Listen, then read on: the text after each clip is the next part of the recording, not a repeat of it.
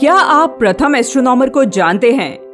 यदि आपका उत्तर आर्यभट्ट या वराहमिहिर है तो आपको ये वीडियो अवश्य देखना चाहिए। 1500 वर्ष पूर्व जन्मे आर्यभट्ट ने 0 दिया, परंतु आर्यभट्ट से 6000 वर्ष पूर्व ही ग्रह नक्षत्रों की स्थिति का ठीक गणित लगाया जा चुका था। इतना ही नहीं, इस पर एक विस्तृत ग्रंथ भी संकलित किया गया था।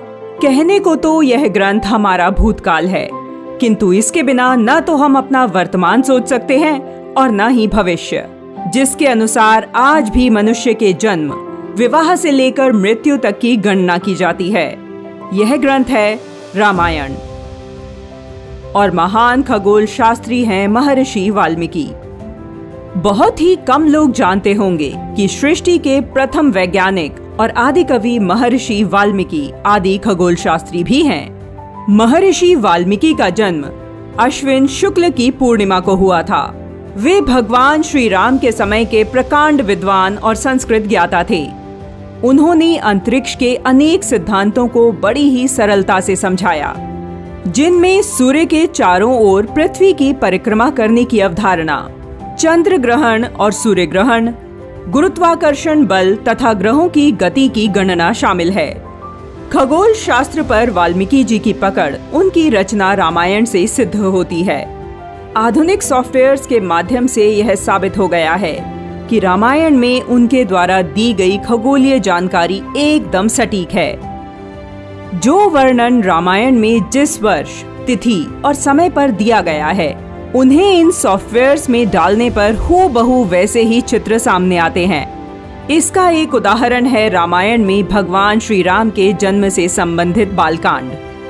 इसके 18वें सर्ग में 8वें, 9वें और 10वें श्लोक में महर्षि वाल्मीकि जी कहते हैं कि जब कौशल्या ने श्री राम को जन्म दिया, उस समय सूर्य, शुक्र, मंगल, शनि और बृहस्पति, ये 5 ग्रह अपने अपने उच्च स्थान में विद्यमान थे तथा लग्न में चंद्रमा के साथ बृहस्पति विराजमान थे। यह वैदिक काल से भारत में ग्रहों व नक्षत्रों की स्थिति बताने का तरीका रहा है। बिना किसी परिवर्तन के आज भी यही तरीका भारतीय ज्योतिष का आधार है। भारतीय वेदों पर वैज्ञानिक शोध संस्थान की पूर्व निदेशक सरोज बाला ने 16 वर्ष के शोध के बाद एक पुस्तक रामायण की कहानी विज्ञान की जुबानी में कई दिलचस्प तथ्य उजागर किए हैं। सरोज बाला के अनुसार श्री राम जन्म का जो वर्णन रामायण में है, वही सॉफ्टवेयर में डाला जाए तो उसमें अयोध्या के अक्षांश और रेखांश 27 डिग्री उत्तर और 82 डिग्री पूर्व में 5114 वर्ष ईसा पूर्व को दोपहर 12 से 2 के बीच का समय दिखाई पड़ता है। ये दिन चैत्र माह के शुक्ल पक्ष की नवमी तिथि थी। यह वही समय व तिथि है जिसमें संपूर्ण भारत में रामनवमी मनाई जाती है। यह एक मात्र उदाहरण है। ऐसे सैकड़ों वर्णन रामायण से लेकर सॉफ्टवेयर में डालने से पता चलता है कि प्रत्येक प्रसंग खगोल शास्त्र की कसौटी पर खरा उतरता है। इससे यह भी स्पष्ट हो जाता है कि राम कोई मिथक नहीं और रामायण कोई कल्पना की उड़ान या माइथोलॉजी नहीं है, जिसका कि अंग्रेज और राष्ट्र विरोधियों ने सिद्ध करने का प्रयास किया है।